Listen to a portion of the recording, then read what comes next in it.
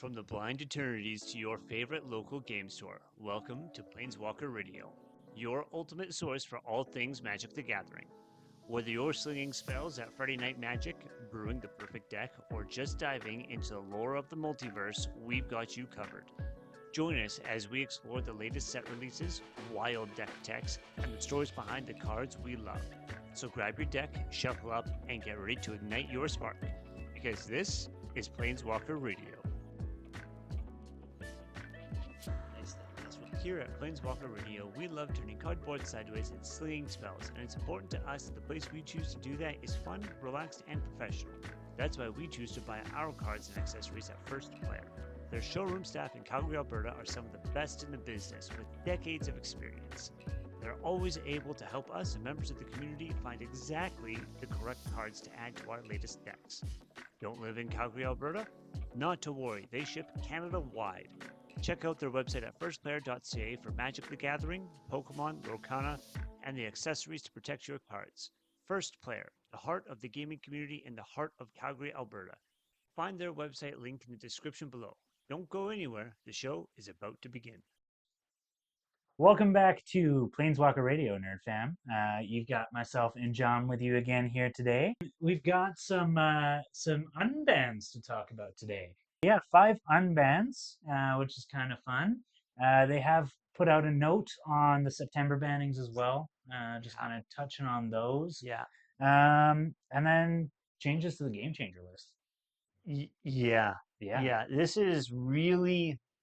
feels like they're trying to figure out what the correct pacing is, what the correct power is, and stabilize the format after kind of for the last 6 months making everything wibbly wobbly and just kind of uncomfortable. I think as well, like because of how new the rating system was, the rating system is, there was some uncertainty with how to even behave with it. There were some cards that we'll talk about where I legitimately thought that they were on there because I only actually looked at the list like once or twice and just pay attention to whatever app I'm using to build my deck tells me is a game changer. I recently found out that all but one of my decks are a 1. Haunt Plaza is not the one that's not a 1. Yeah, it's a 1. Well, anyway, some game changers turn into it. Yeah, exactly. Yeah. And pretty much immediately. Yeah. But yeah, so that was a fun revelation for me. But let's get into the meat and potatoes. Let's talk about some of these unbans. I think is where we should start here. Because I think that's what people are most excited about. It's always fun seeing old cards return to the format, and some of you might have had one of these stashed away for years and not used it, and now all of a sudden it's worth $60+ because guess what? It's unbanned again. Yeah. I am a little bit surprised. Some of these cards are being unbanned and not immediately going to game changers. They're just unbanning them and releasing them. I'm sure when they come back to adjust the game changer list again, because I think it'll be a pretty fluid list over time. There'll constantly be adjustments as the game progresses and there's power creep and all that. Right, but it's kind of weird taking a card that they thought was too powerful or too unfun and bring them in, but not immediately putting them in. Not immediately making it kind of one of those top tier cards that everybody should be looking for. Yeah, I do agree. That is kind of I didn't even think about that, but that's an odd. Yeah. You would think these would be immediately put into that list, but fair enough. Yeah, it is what it is. Well, do you want to get us started? What's our first card? Let's go with Braid's Cabal Minion. This is the one that I actually was most excited for when I saw it was coming off of the banned list. So Braid's Cabal Minion is 2 and 2 black for a 2/2 legendary creature, human minion. It says at the beginning of each player's upkeep, that player sacrifices an artifact, creature, or land. Right. Sounds very familiar to a different kind of Braids that I know of. Yeah, it's really, it's kind of the mirror image of Braids Arisen Nightmare. Right, where Braids Arisen Nightmare cares about the player who has it, it's not talking to each player. It's saying, I'm doing this, and it does it on end step. So it says, I'm sacrificing a creature on my end step. Now everybody else has to, right? It's kind of, Arisen Nightmare kind of puts together things like a grave where it's you sack something or I sack something, you sack something, yeah. And you and immediately bring that gray pack back, and it doesn't even matter y- anymore. Yeah, yeah, yeah, right. There's also something that braids can be paired with really nice. A grave pack or butcher would do it, or magnetic mine, where it cares about I'm sacking something, you're sacking something, and you're being penalized for yeah, sacking something, yeah. right? Very fair. Yeah. Up next on the list is Coalition Victory. It's 3 generic and Wooburg for a sorcery spell that reads, "You win the game." I love game-winning cards. Yeah. Just you win the game. You win the game if you control a land of each basic land type and a creature of each color. This is just it's good, but I understand why they pulled it out of the ban list. Do you get it? Right. Yeah, The entire reason that they had was it's interactable and it's easily disruptible. It very easily. requires so many layers on there, right? You have to have a land of each type, and you have to have a creature in each color. So even if you have a 5 color commander, you're like, this one creature is Green. addressing it, Yeah, right? Um, yeah. it's still they don't have to counter Yeah. coalition. They can just Remove remove the piece. the whatever it I is, know that right? we were talking and we had talked about that land that we had brought up in our last episode where it's tap and you counter or a spell can't be countered. Yeah, Uh, and we were talking about that and you basically said, but what if I kill your green creature? yeah, I didn't think of that. Totally makes sense. There's a lot of ways to stop this card from winning the player of the game. So I get why it's back. There's a lot more removal in the game nowadays than there was when this went on the list, yeah. right? So I get why it's back. I think it's a cool piece to throw in almost any Wooburg deck just to be there. Uh, it gives you an alternate win con where you maybe didn't have one before. So I agree, and I like it. you might get lucky with pulling it off. It's a high mana cost and it's slow because it's at sorcery speed. But if you have enough ammunition to protect your board to force it to go off, Yeah. it could really show up in a game. I don't think under any circumstances this is a game changer, No. right? This is one of the ones where they brought it back, and I'm actually not upset that it's on the game changer list Yeah. because it's not. It's a win con, but it's not a guaranteed win con by any means. Yeah, yeah. Let's move into Gifts Ungiven. So it is a blue mana and 3 generic for an instant that says search your library for up to 4 cards with different names and reveal them. Target opponent chooses 2 of those cards, put the chosen cards into your graveyard and the rest into your hand, then shuffle. Mm. All I can think about is Taval with that card. It's an interesting place to go with that. The reason being is there's blue in that deck, obviously, and so much of your stuff can come back from the graveyard. Oh, I see the angle that you're taking there. Reanimator decks are going to benefit off of this card 9 times out of 10, Yeah. where you pull out 4 creatures that are key creatures, and I mean it doesn't have to be creatures depending on your reanimation style, but you Mhm. pull back your 4 creatures, 2 of them go in the graveyard. You're just pulling them out later. It doesn't matter that they're there. Yeah. So I think that's a really fun way to use that. I, Just a generic blue deck is going to benefit too, though. Uh, that's very true. It reminds me a ton of Fact or Fiction and other things Totally. like that, where you're giving 2 piles, right? Except Back you're and forth. actually picking the cards that go in these piles this time. Yeah, you pick Yeah, and they choose yeah, instead of you give it to them, they pick and you choose, right? exactly. So there's Yeah, it's also, I think, an incredible political piece, right? yeah. Like you're essentially getting into, and you're like, what kind of effect do you want me to put on the table, Pull out right? 2 counter spells and pull out 2 protection pieces and say you can either make me have no counter spells or no protection, or you can make me have half of each. Yeah, Yeah, I kind of think fun. it's a great way to negotiate the table down. I feel like it does fit right alongside that fact of fiction, so I'm glad they brought it back off that ban list. I don't think it really fit there. I guess it's a tutor mixed with political elements, but at the Mhm. same time, I don't think it really belonged on the ban list to begin with, so I'm glad it's back. Panoptic Mirror. I know this one probably holds a sweet place in your heart, realistically, with your Brago deck. Yeah, I figured you might. Panoptic Mirror. It is 5 colorless mana, 5 generic. It is an artifact. It is an imprint card. So very similar to a card like Icecron Scepter. The major difference here is that you can add as many cards as you like to it. As long as you're paying the mana cost and you have instants or sorceries in your hand, you can imprint them onto Panoptic Mirror. Let me read the card for you. Imprint X.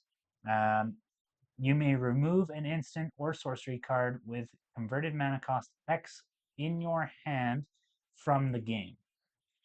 At the beginning of your upkeep, you may copy an imprinted instant or sorcery card and play the copy without paying its mana cost. So this is a free-ish, delayed free cast, repeated of whatever you want. Yeah.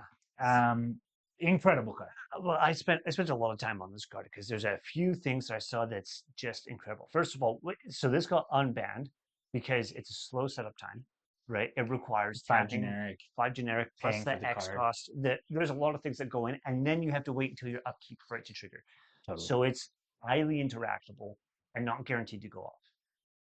The thing that's neat about it, the imprint function puts those cards in exile. You can put 4 or 5 or 6 cards in exile and have options every single turn. Yeah. And then it's abusable as well. Because of things like Artificer class, which allows you to duplicate artifacts, right? So if you have 3 or 4 of these, gotta love it. Maybe you only have 1 or 2 cards in exile, and you just repeat casting Jeska's Will. Right. Or just something crazy like that. The thing that comes that they're worried about is fireballs and other such things. Extra turns is what they're worried about. Fair. Because it infinite loops. Yep. Fair. Right. Things like that. I also think Rebecca's Splitter of Seconds, because it takes place in upkeep. Ooh. Yep. Multiple upkeeps. You get 5 or 6 triggers off the same card. Yeah. Right. Just absolutely nuts. And then Strionic Resonator as well, because it's an triggered ability doubler. It's so abusable. You just there's a lot of ways that you can make it very powerful for sure. Yeah. I have slight fear with this one coming off the ban list. This is probably one of the only ones I think that is coming off the ban list that will be heavily abused. Yeah. Like we said, though, lots of ways to deal with it, lots of time to interact with it. It's just keep an eye out for it when you're playing, because it's going to be out there now. Yeah, and a lot of it, of it. Yeah. Cool. Moving on to the next one, the Way of the Stars, for the hefty price of 8 generic and 2 blue. Expensive. In my opinion, that alone pulls it off. Yeah, totally. It's just not fast enough. Nowhere near. On top of that, it's sorcery speed. You just can't. It's almost unplayable. Yeah. Yeah. It says each player shuffles his or her hand, graveyard, and permanents he or she owns into his or her library, then draws 7 cards. Each player's life total becomes 7. That resets the game to everybody at 7 life. This will not see play. It won't. I get why it came back. I hate it. Realistically, by the time you are playing a 10 CMC spell in blue, and you're board wiping and resetting the game, sure, it's 7 life, but you're board wiping and resetting the game. Why? Yeah. I can't think of a card that better represents unfun than Sway of the Stars. Yeah. Like, it's just not, nobody's going to play this. I'm not going to lie, when I first read this card, I didn't read the part where you also shuffle your permanents back into your library. I thought it was just hand, graveyard, deck. I'm like, cool, that makes sense. That's a nice little reset in the middle of the game. Everybody can keep playing. It takes your lands away. It takes your creatures away. What? Like, it's just. I not only understand it coming off the unban list, I understand it was on there because it was unfun. Yeah. I understand it coming off because nobody cares about it. And furthermore, I understand it not being on the game changers because while it does change the game, quite literally, nobody cares about it. I think that if someone played this at a table that I was at, I would get up and walk away. I would legitimately instant speed scoop because this is just let's just shuffle up another I game. just don't have the patience to deal with resetting an entire board at 7 life when we could, like you just said, we Yeah. could start another game. Okay. I mean, so we've talked about all of the cards that have been unbanned.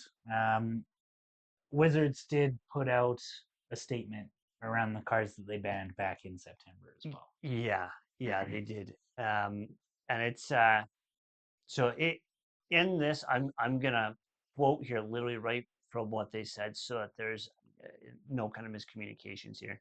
So Wizards announced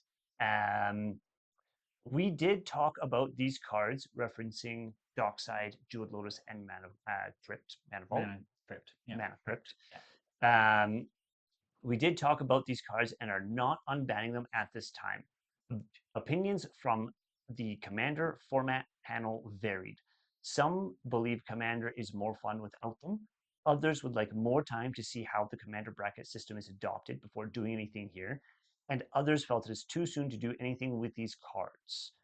There were a few people who were open to doing something with Jeweled Lotus now, but that was not the majority opinion. The overwhelming majority of the panel did not want to do anything with these cards at this time. I think they're pretty clear there with the outgoing message saying, hey, just now is not the time, right? Yeah. Because again, the commander community is trying to stabilize right now. Yeah.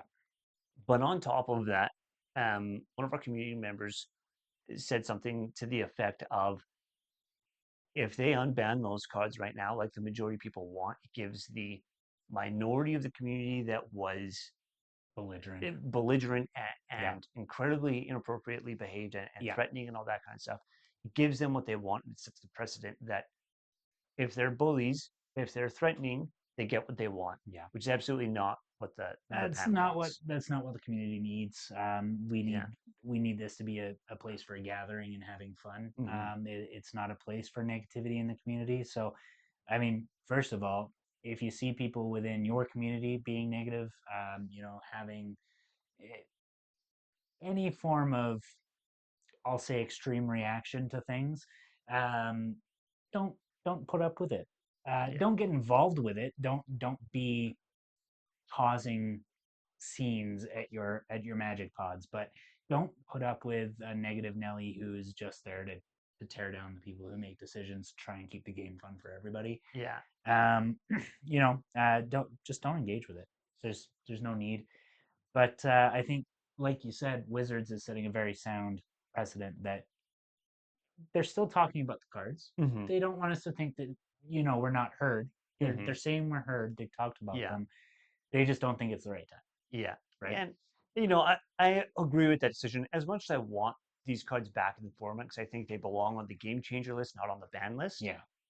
Uh, I think they have to wait uh, a while. You don't give it a year and a half before they actually bring these cards back. And I wouldn't even say all of them. I think there's honestly, I think Mana Crypt belongs where it is. It was it was priced out of the system. Yeah. But I think the main reason it belongs where it is because if it comes back, you're going to have people who, even 2 years down the line, are furious at the amount of money they lost on those investments. Yeah. And it's just going to be a bad time all over again. So Yeah. I think there's cards like that that should stay gone, regardless of if the system evolves, if the game evolves. Yeah. There's a time and a place for them to come back, but I don't think it'll be anytime soon. Yeah. I think it also needs to be a slow reintroduction, kind of like what they're starting here, saying, hey, there's a few people who are thinking about it and they're saying it might be a good idea. Yeah. But overall, the answer right now is no. And if they do a really good job of communicating like this and telling us this is what's happening in these panel discussions, this is the direction we're thinking of like going. the openness. Right. Yeah. It makes me inclined to trust them a lot more. Yeah. Versus when they just randomly decided to ban these cards out of the blue. Yeah. Which I think destroyed a lot of trust. So now they're kind of on the recovery and trying to rebuild that at the same time. And I think they're doing it the right way as well. I agree. Yeah. Yeah. Cool. Well, we talked about Wizard enough. support us, wizards. Yeah. Moving on. New game changers. This is going to be pretty much the rest of our episode here today, guys.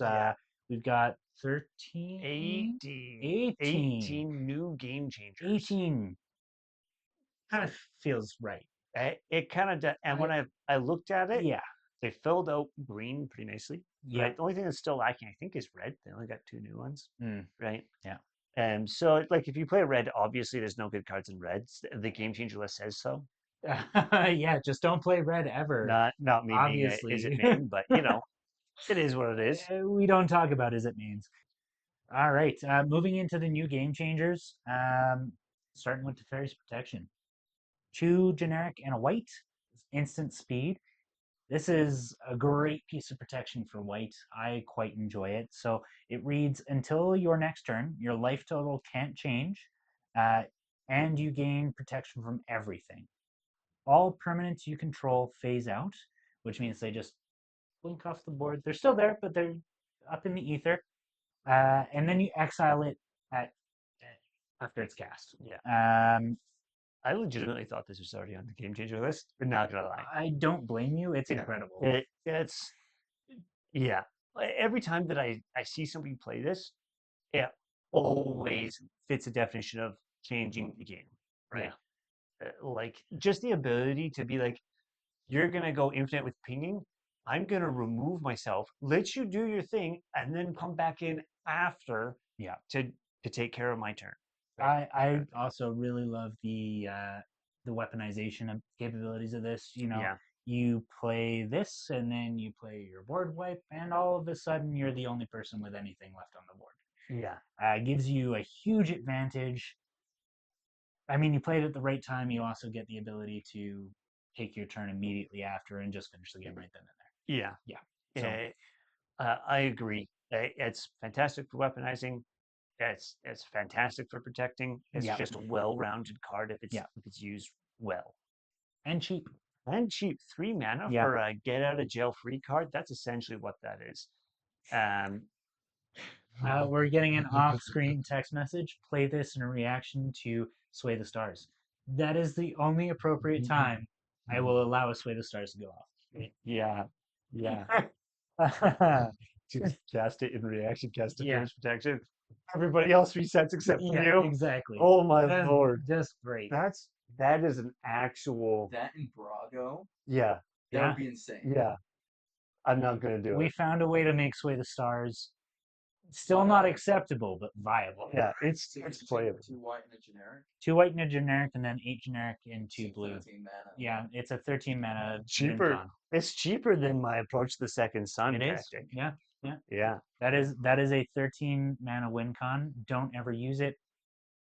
You terrible people. We just give out a lot of diabolical advice. Diabolical advice. Absolutely. My goodness. Anyway, next card. Moving into humility. And no, this is not a recommendation for how you should behave, though you should behave with some humility. This is a versus game. Trounce your opponents and win games. It's not who I am as a person to be humble. The only way to make that happen is to play this card on me. So the card is 2 generic, 2 white for an enchantment that says all creatures lose all abilities and have base power toughness 1/1. This deserves to be on the game changer list. Absolutely. I think this is one of those cards that, as much as it sucks, very similar to what have we been talking about? What's that card? Sway the Stars. Oh, Sway the Stars, yeah. Very similar to Sway of the Stars. It's, a board-wide effect that changes the game. And this one, though, I can't help but laugh when I see it come out. Yeah. It doesn't matter who's played this or at what stage the game is. I'm going to laugh when this comes out because I think it's hilarious throwing a bunch of piddly little 1/1 hydras at some piddly little 1/1 cats. I think that's funny. I agree. And this, it breaks down the game. There's now only 2 ways to win. There's only 2 ways to win. You play this, there's 2 ways you go at it. 1, your board state is wider than the person you're trying to kill because everything will lose. Yep. Okay. That's option number 1. The second way to win is board wipes. Board wipe that deals 1 damage to all creatures or opposing creatures or something like that. Just bling. Blasphemous act. Blasphemous act. Talk about overkill. Oh my lord. That would be a blasphemous act. It would be. Absolutely. Yeah, playing Yeah. humility and then blasphemous act. Yeah, My just lord. the rudest thing you could possibly do. Yeah. Um, It's not the rudest because we're about to talk about the well, rudest yeah, thing you could do. that's very fair. Narset, Carter of Veils. This is a Planeswalker, legendary Planeswalker, 1 generic, 2 blue. He's a game changer. Do you remember last episode? You remember last episode when we talked about planeswalkers who have static abilities? Yes, we did talk about that. This Case is in another point. one. We have another. Case in point. It's made its way to the game changer list. Apologies for my terrible pun if that makes it into the episode. Probably will. Each opponent can't draw more than 1 card each turn. This is how you turn off every single card draw deck. Let me tell you a little story. Okay. I used to run my Niv as Niv Mizzet Haru. Yes, I didn't like it. I had a Narset Part of Veils. Yes, I didn't like it. I'd drop 30 cards and then I would wheel. And I'd go get another 30 cards and everybody else would discard their hands and draw 1. Yeah. Oh. There is a reason why denying card draw is so vicious. It's because you do things like that. Somebody has a Consecrated Sphinx out. Too bad. Oh well, Ristic Study. Not today. I'm not paying the 1 because you're not drawing. Because you're not drawing. Right. Yeah. Yeah. I mean, that and the fact that it's a planeswalker makes it harder to remove. Yeah. I think it very much deserves to be on this list of game changers. It's -2 ability, not that great. I mean, it's good to go and filter through your library. Realistically, this is here for the static ability at the end of the day, like every other planeswalker with a static ability. Yeah. Yeah. Except for maybe Ugin. Ugin's there for all of his abilities. Ugin. Let's move on before we lose our minds too much here. Intuition is the next card that we're going to talk about. It is an instant for 2 generic and 1 blue that says search your library for 3 cards and reveal them. Target opponent chooses 1. Put that target card into your hand and the rest into your graveyard, then shuffle your library. We kind of already talked about this with Gifts Ungiven. It's very similar, which once again leads me to question like Gifts Ungiven wasn't just put immediately onto the game changer list, but instant speed kind of gives this the advantage, so perhaps that's why. Yeah, I think instant speed, and it's a little bit cheaper. Yeah, and it's picking out 3 cards, and you are keeping 1 of them. Yeah. So you can go get 3 cards, all of which could win you the game or give you a significant advantage, and it doesn't matter which one they pick. Yeah. Right. Plus, when we're talking about Reanimator decks again, once again, it doesn't matter if those 2 cards go into the graveyard. You might as well just get them back later. Yeah, and actually, that's a good point to make it. It's 3 cards. It's not 3 of a specific type or anything like that. It's 3 cards. It's a very specific tutor, or a very non-specific tutor, I should say. Yeah, absolutely. Yeah. Next up, card we all know, Consecrated Sphinx. Wow, that was a mouthful apparently today. Consecrated Sphinx. 4 generic, 2 blue for a creature Sphinx. What a surprise. It's a Sphinx. Consecrated Sphinx is flying. Whenever an opponent draws a card, you may draw 2 cards. Great card draw value, turned off by the Planeswalker we were just talking about, but we're not going to talk about that right now. It's also a 4/6 flyer. Yeah. I mean, you're never going to swing it, but it's hard to kill. It's a big body to keep you safe and give you card advantage, which in blue, card advantage, super, super common. Something big to keep you safe at the same time. Not as. There's almost nothing out there that does it like Consecrated Sphinx does. Pairs incredibly well with cards like Ristic Study. Really, anything where you're forcing your opponents to draw, where you're getting benefits from your opponents drawing. Or just drawing yourself. Like, originally, again, in that Nib deck, which cared a lot about drawing, At one point, consecrate Sphinx out, so I'm drawing whenever they're drawing. Rhystic Study, I'm drawing whenever they're casting a spell. Mhm. Thought Reflection, every time I draw 2. Mhm. Right? So even when you look at it, they draw on their draw step, Yep, right? They go to draw step, they draw. Consecrated Sphinx says draw 2, Thought Reflection says draw 4, right? Yep. That alone is incredibly powerful in Magic, being able to do that on repeat. Yeah.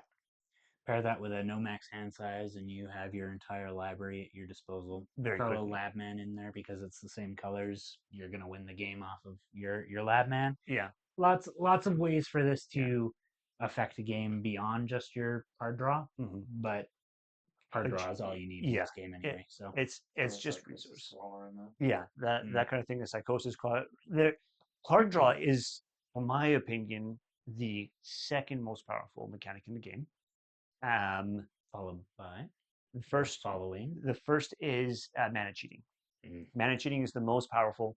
Card draw is the second, and then the third usually falls into like ramp and that kind of thing, where it's just providing extra mana instead of pretending mana doesn't exist. Interestingly, Save we it for have the some intimate mana episode. cheating God. cards. Yeah, right. Yeah.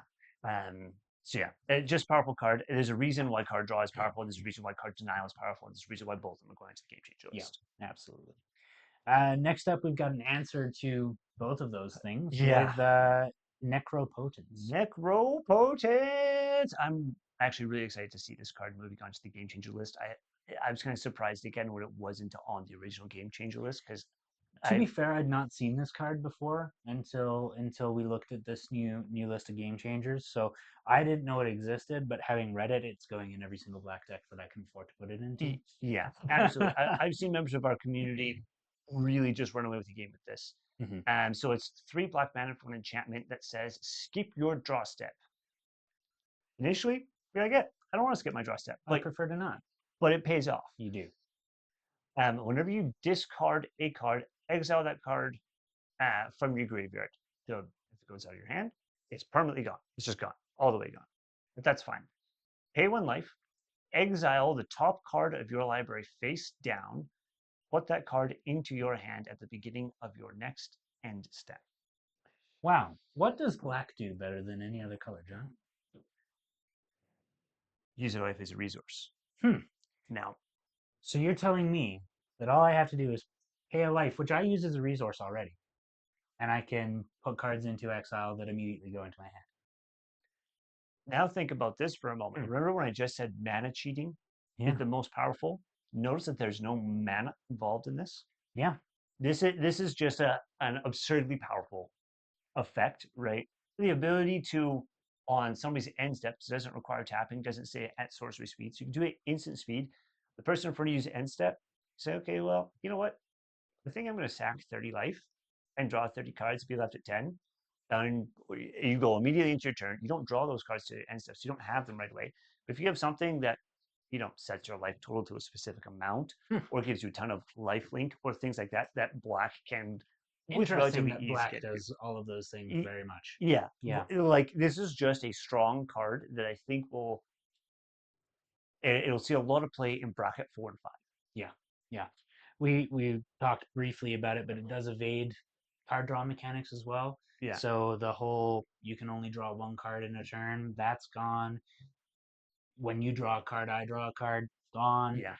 All of these things, this kind of negates its way around it to a degree and gives you a lot of potential to really mess up some other people's decks, which is fun. Yeah. It feels kind of like a high risk, high reward card as well. Totally. Which always, in my opinion, those kinds of things always make the game more fun for everybody. Absolutely. Moving on. Orcish Bowmasters. It's 1 generic, 1 black for a Orc Archer creature, 1/1. This card has flash, so play it whenever you want, and it's cheap, so whenever you want. Yeah.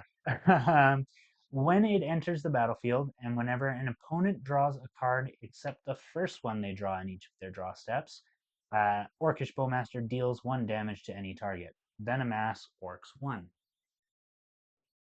Okay, so someone has their Consecrated Sphinx out.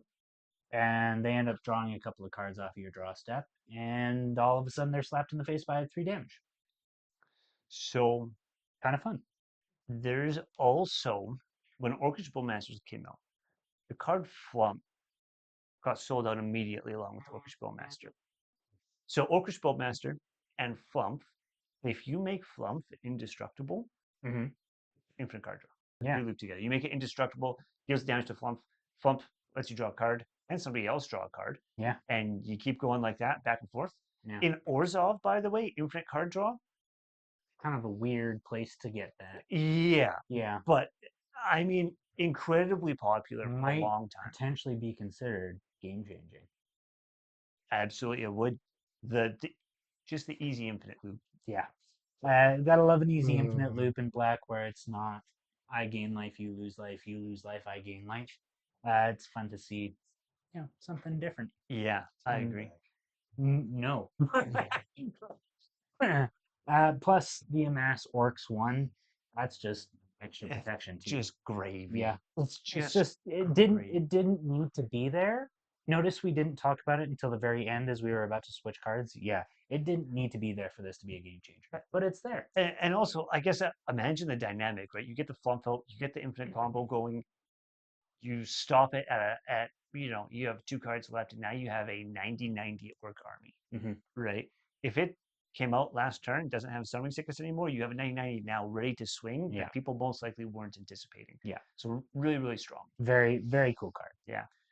Moving Next card. along, right to Notion Thief. This will have some similar themes to what we've been talking about already. Weird.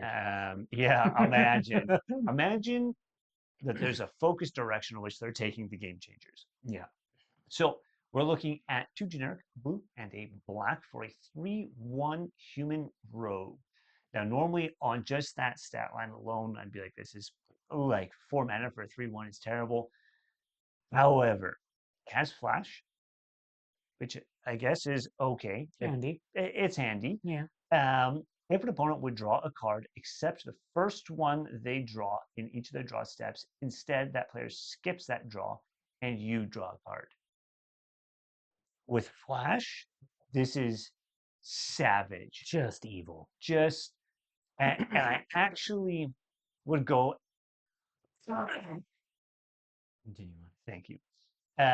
I would actually go as far as to say this card borderlines that unfun kind of situation. Close. Yeah. The only thing that stops it from being unfun is the fact that it skips the first draw. If it did all, I'd be like, there's no point in playing against this. Yeah. Right?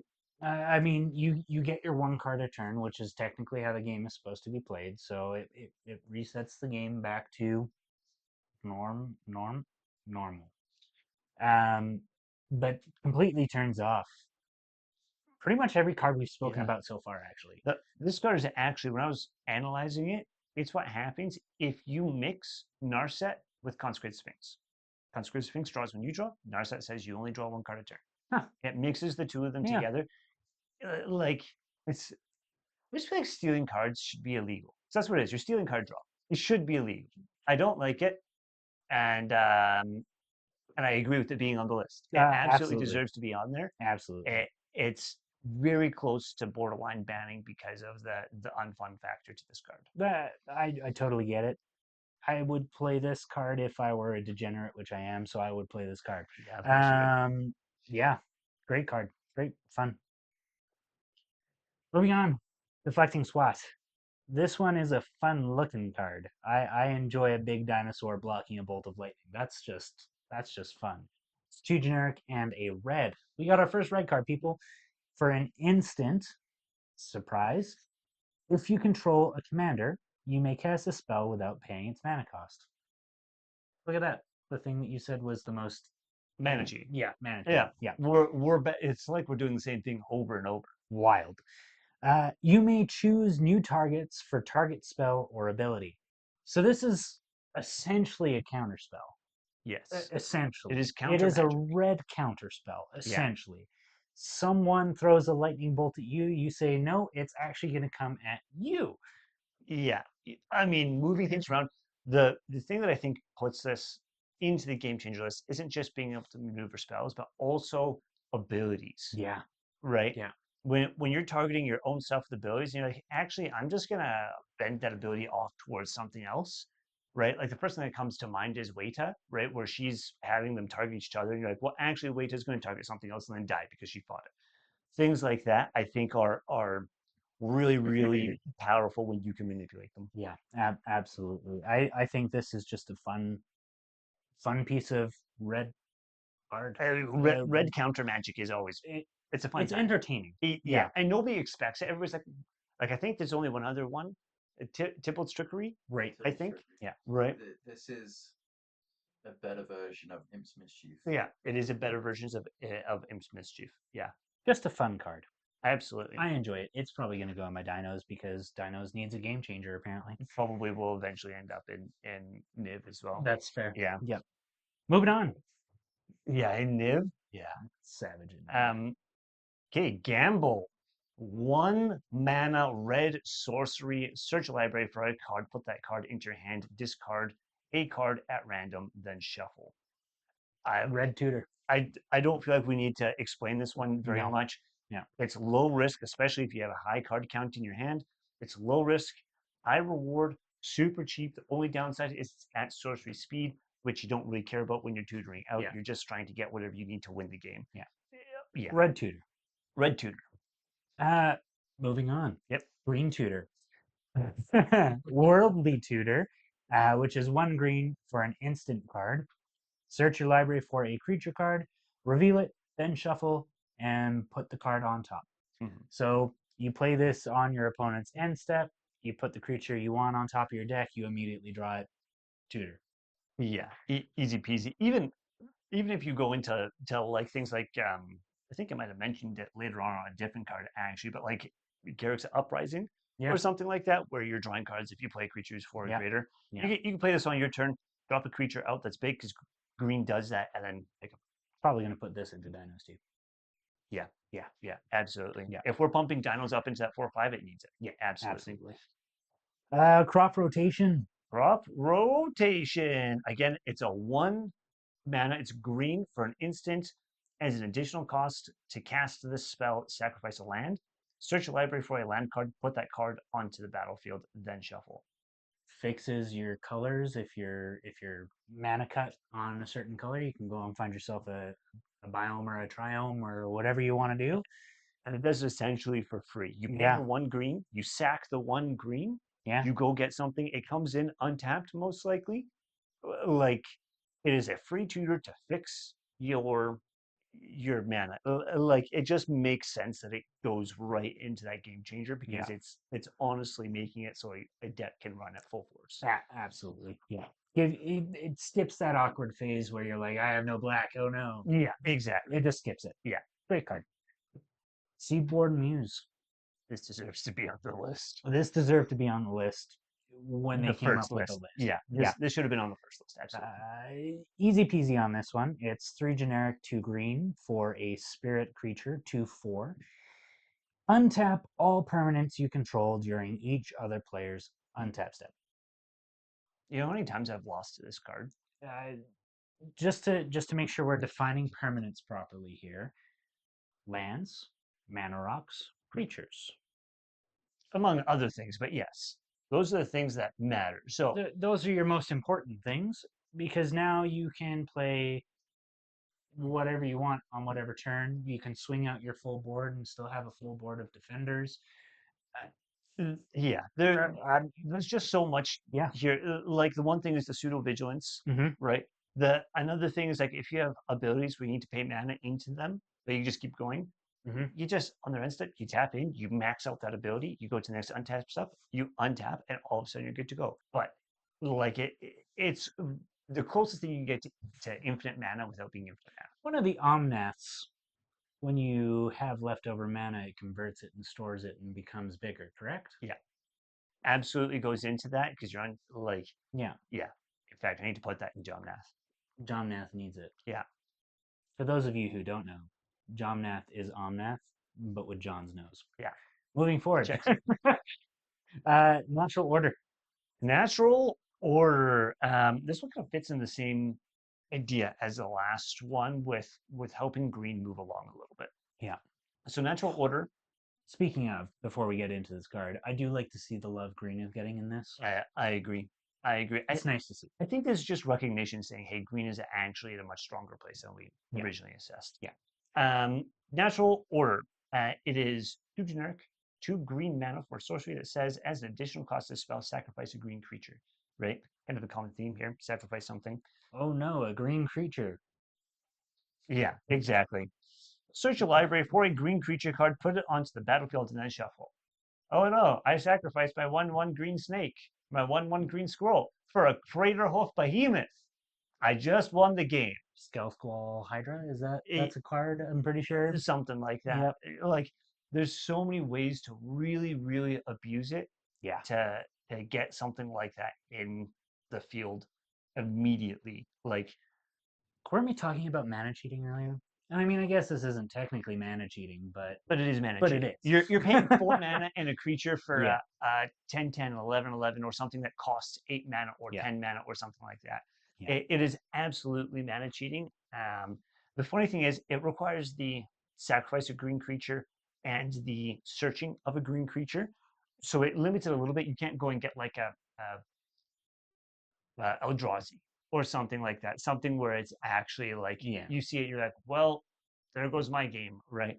But it's pretty close. There's a lot of big old stompy boys that cause some serious problems in green. That's kind of their domain. So I can't see there ever being a bad time to use that card. I agree. Food Chain, yet another green card. So this one is 2 generic and a single green. For an enchantment this time, exile a creature you control, add X mana of any one color where X is 1 plus the exiled creature's mana value. Spend this mana only to cast another creature spell. Going back to your previous card recommendation, you sacrifice your 1/1 green snake. Well, you might not have a 1/1 green snake, but let's sacrifice an Arbor Elf just for the sake of sacrificing something that is cheap. That now gets you into the next step up, which gets you into the next step up. So on and so forth. You keep using your creatures to get out bigger creatures that cost more.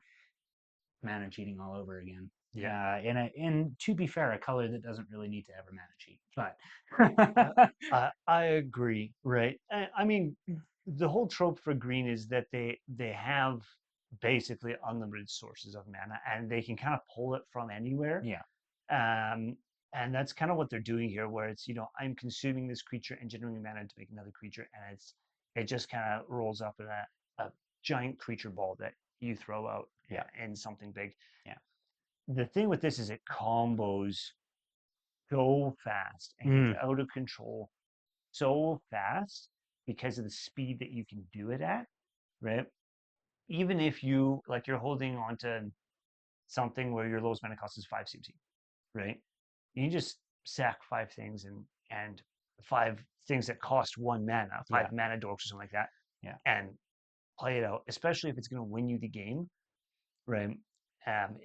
I just think that it's really incredible, right? If you're doing like a green token strategy, I think, and then you sack a few of them, get enough mana to cast a Azorius Predation or something like that. So now you're creating even more creatures and you're going and fighting everything to rebuild the board state and maintain a healthy amount of mana to fall back on if you need it. I think the key thing that makes this card stronger than some others that are similar is the fact that it's X+1 specifically.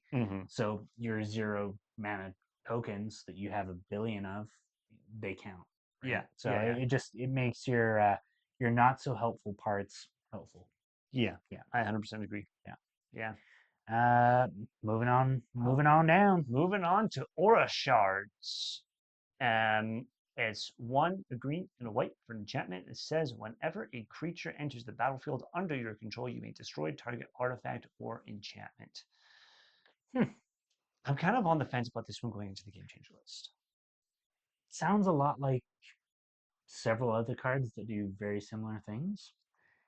I guess the nice thing is that it's consistent. Yeah, and that's why it went on to the game changer list, right? Especially in white green, Yeah. where everything's Lots about of tokens. creatures, right? You have Lots lots of of token gen. tokens. Like it's very easy to keep the board free of enchantments and artifacts.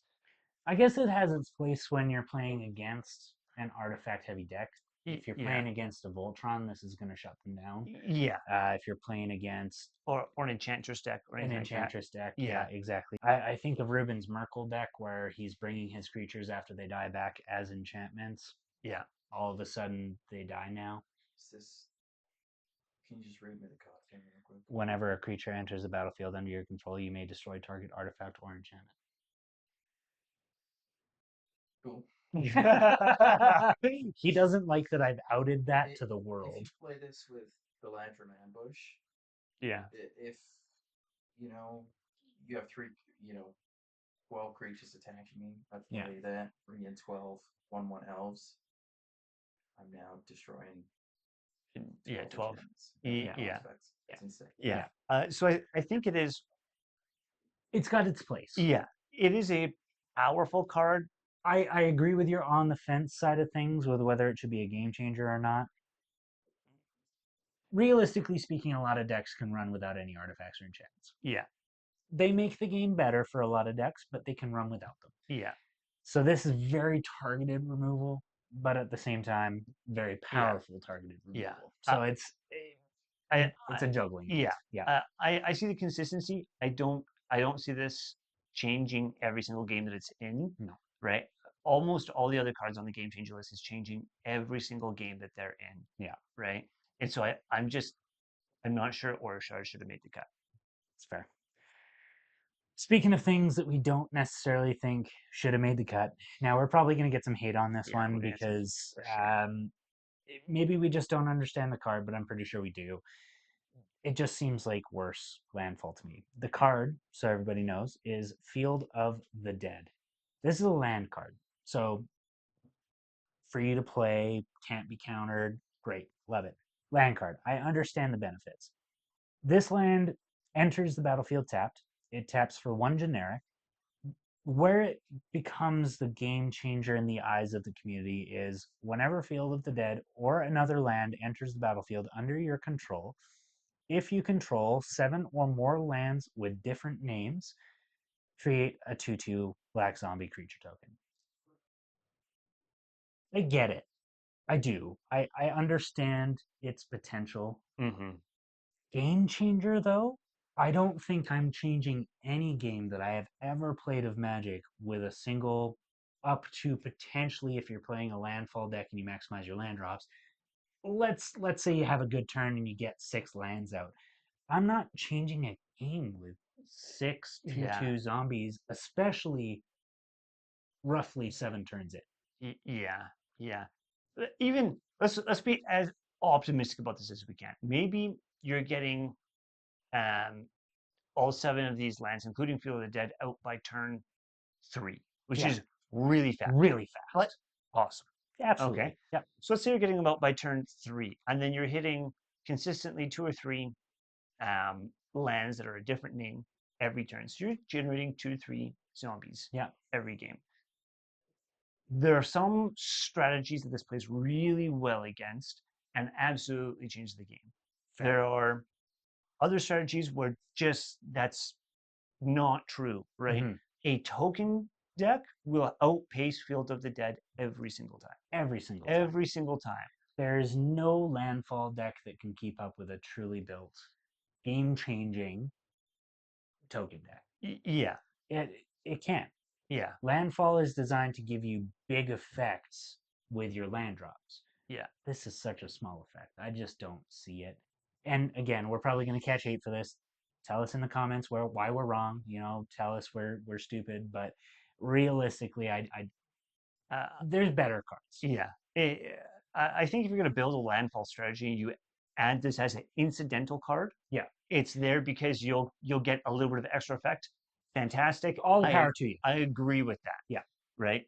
But it's not changing every game that it's in. No. Right. And so I really think this should not be making the cut.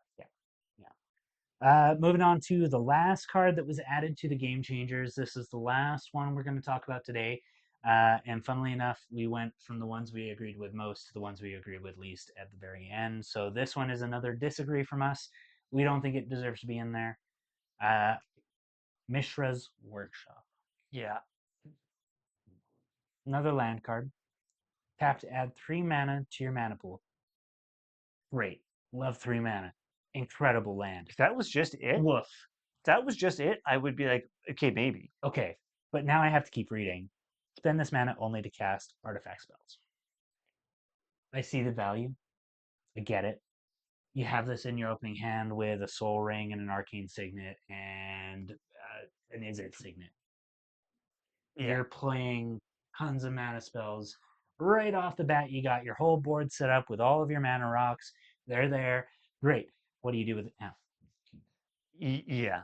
I think the only way that this is game changing in every single game is if it's built into a artifacts matter deck. So something like a mirror deck, where everything is an artifact creature or something like that. Then absolutely, Mishra's is running at that pace where it's fast mana, it's coming in untapped, and you're just off to the races. I can absolutely see this in an artifact token deck, kind of like my Gimbal. Absolutely, I can see it in there. I can see it in a Voltron deck even, where you're throwing out tons of equipment and you need mana to be able to spend on artifacts specifically. I see it, but once again, Game Changers should be able to fit into really, if you ask me, any deck, and they should be able to perform. I agree, and this doesn't perform in anything apart from a very specific artifact deck. Yeah. I think to just kind of support that, right? Like if we look at Consecrated Sphinx, every single blue deck out there can put one in and will benefit 100%. Yeah. Right? You look at Gamble, every single red deck can take it, regardless of the build or the type, and it will benefit. Yeah. Right? Orcish Bowmaster, very similar. Right? Every single in black. Right.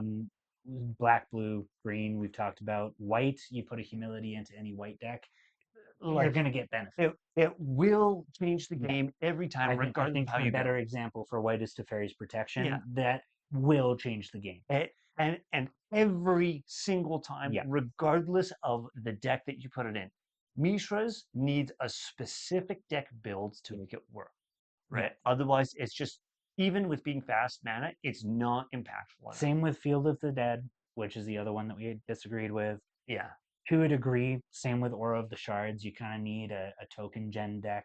So the cards that we're disagreeing with here, guys, are because we don't think they necessarily fit in the game-changing category. They're good cards. Don't get us wrong. We think they're good cards, but they don't change the game in every single deck they're put into. And realistically, that's what Wizards should be focusing on with these cards. If they're saying these are the cards that make your deck a 4 or a 5, they need to be 100% effective 100% of the time. Yeah, exactly. It is what I think it boils down to. There can't be a prerequisite or a little asterisk saying on this condition that's going to change the game every time. It has to, without fail, in every deck it can go in, change the game every time. Yeah. Which is what most of those cards did. Yeah. Now, that being said, we have our own opinions, and at the end of the day, Magic is however you want to play it. That being said, guys, make the deck about you and the game about the gathering. We'll see you all next time.